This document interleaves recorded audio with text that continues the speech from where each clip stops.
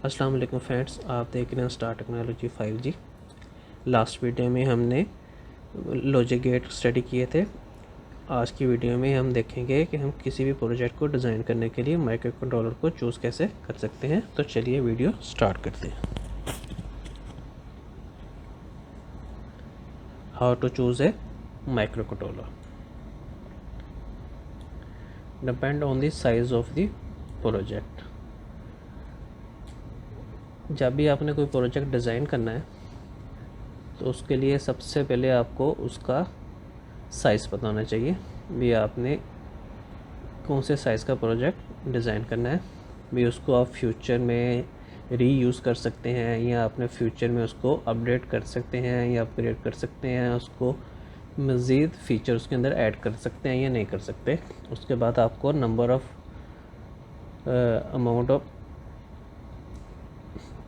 उसके बाद आपको पता होना चाहिए the amount of RAM and ROM on chip. भी आपको ने जो कंट्रोलर यूज़ करना है उसके अंदर आपको रैम और रोम की क्वांटिटी अवेलेबल है या नहीं है। उसके बाद आपको पता होना चाहिए number of inputs and outputs and timer. अगर आपने अपने प्रोजेक्ट में टाइमर यूज़ करना है तो उसके अंदर कंट्रोलर जो आप चूज़ करना चाह रहे हैं उसके अंदर टाइमर अवेलेबल है या नहीं है, या आप एक टाइमर यूज़ करना चाह रहे हैं या ज़्यादा टाइमर यूज़ करना चाह रहे हैं, उसमें 2-3 टाइमर हैं या नहीं है, और उसके नंबर ऑफ़ इनपुट्स कितनी है, आउटपुट्स कितनी है, क्या कि वो माइक्रो कंट्रोलर आपको उतनी इनपुट्स आउटपुट प्रोवाइड कर सकता है या नहीं कर सकता है। और अगर फ्यूचर में आपको उस सिस्टम को अपडेट करना पड़ जाता है तो आप उसको आसानी से अपडेट कर सकते हैं या नहीं कर सकते।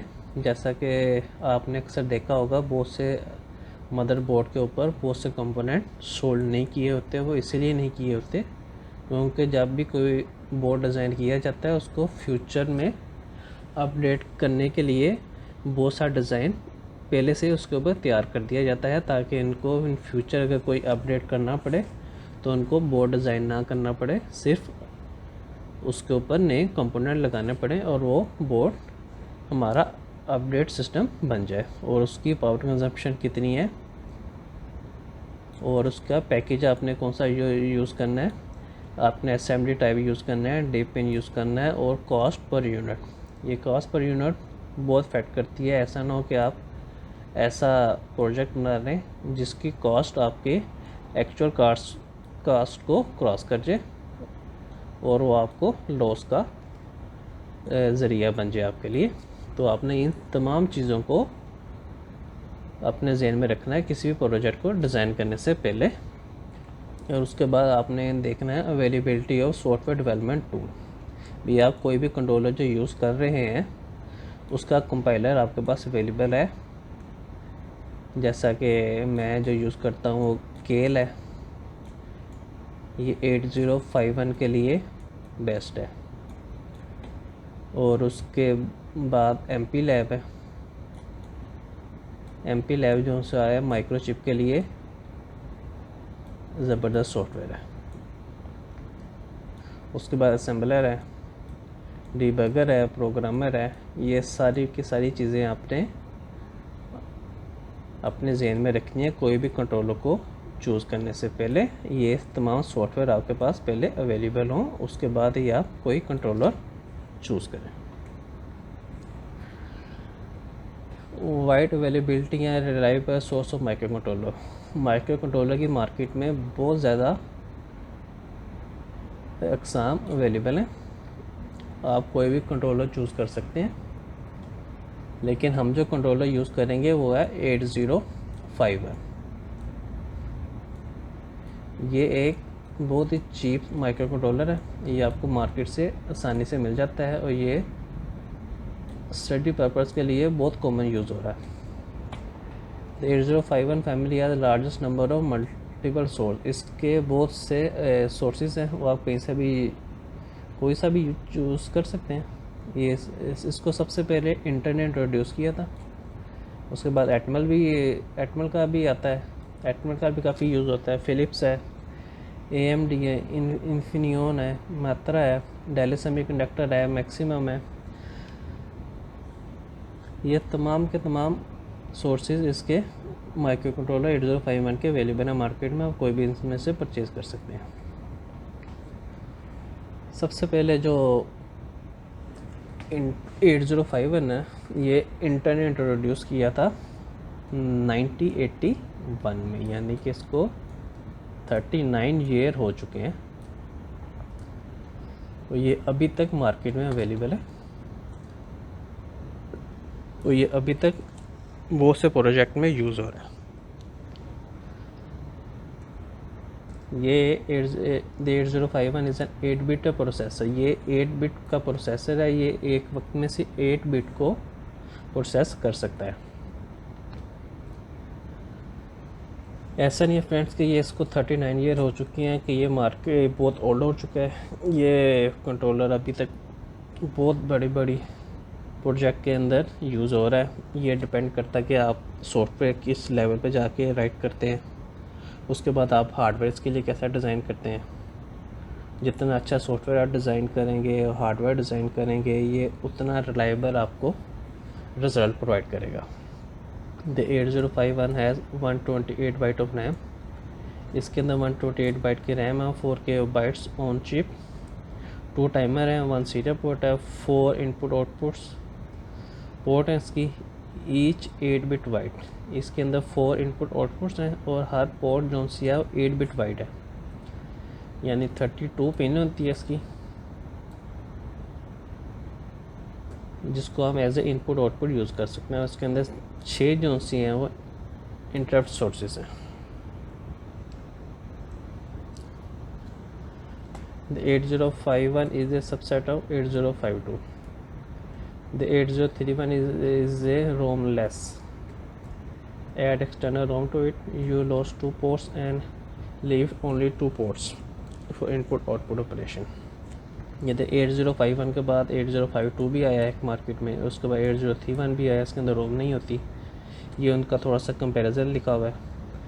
इसके अंदर 4K है रोम है, इसके अंदर 8K है, इसके अंदर आपको अलग से लगानी पड़ती है। इसके अंदर 128 है, इसके अंदर 256 है, इसके अंदर 128 है, इसके अंदर 2 टाइमर है, इसके अंदर 3 टाइमर है, इसके अंदर भी 32 बिट्स हैं, इसके अंदर भी 32 बिट्स है।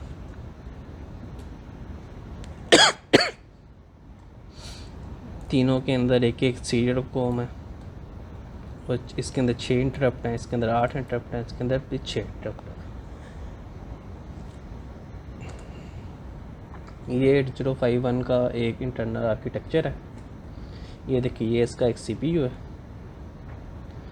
CPU के साथ तमाम पेरिफेरल आप देख सकते हैं, ये तमाम पेरिफेरल ये इस बस के साथ कनेक्टेड है।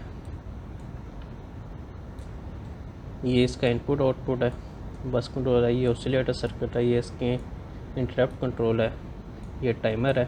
ये तमाम की तमाम इस बस के साथ CPU के साथ कनेक्टेड है। ये इसकी एक पिन डायग्राम है, ये 40 पिन वाइड है, ये इसकी ग्राउंड पिन है, ये इसकी VCC है, ये इसकी 9 पिन जो से इसके रीसेट के लिए यूज़ होती है। ये 2 सीरियल कम्युनिकेशन के लिए हैं, ये टाइमर की आउटपुट के लिए, ये इंटरप्ट के लिए हैं दोनों। अगर आपने इंटरप्ट की आउटपुट लेनी है तो आपको यहाँ से मिलेगी। ऑसिलेटर की के लिए जो हमें क्रिस्टल लगाना पड़ता है वो यहाँ पे लगाना पड़ता है। ये इसकी पोर्ट 1 है, 1 से ले के पिन 8 तक। ये पोर्ट 0 है, ये पोर्ट 2 है इसकी, ये पोर्ट 3 है। पोर्ट 3 इसकी मल्टीपर्पज़ है।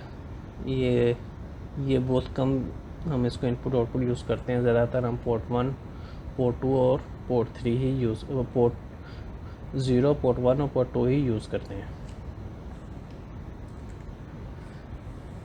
The 8051 crystal connection. The 8051 has own chip oscillator but required an external clock to run it. 8051 के अंदर एक बिल्ट इन ऑसिलेटर होता है, लेकिन हमें उसको एक एक्सटर्नल क्लॉक प्रोवाइड करनी पड़ती है, जिसके लिए हमें एक क्रिस्टल लगाना पड़ता है।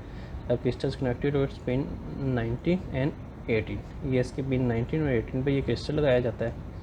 तो crystal oscillator also need to capacitor और 30 pf वैल्यू। ये देखिए, क्रिस्टल के साथ 30 pf के 2 कैपेसिटर भी लगाए जाते हैं। नेक्स्ट स्लाइड हमारे पास इसका रीसेट सर्किट है। रीसेट सर्किट बहुत इम्पोर्टेंट होता है। अगर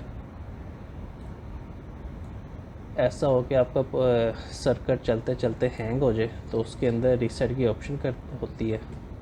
जैसा कि आपने देखा होगा तमाम CPU के अंदर उसको रीसेट के लिए हमें पावर का बटन को हम एक बार प्रेस करते हैं, जिसकी वजह से CPU हमारा रीसेट हो जाता है, वो दोबारा से अपनी इनिशियल वैल्यू पे आ जाता है। इसी तरह अगर आपका माइक्रो कंट्रोलर का भी काम करते करते हैंग हो जाए तो हम उसको एक रीसेट सिग्नल दे सकते हैं जो उसकी पिन 9 पे दिया जाता है। जैसे कि ये देखें, ये पिन 9 है जिसको रीसेट सिग्नल प्रोवाइड किया जाता है। Reset pin 9 is an input and is active high. ये नॉर्मली ये लो पिन होती है, इसको लो सिग्नल दिया जाता है। जब भी इसको रीसेट करना होता है हम इसको हाई सिग्नल प्रोवाइड करते हैं, जिससे ये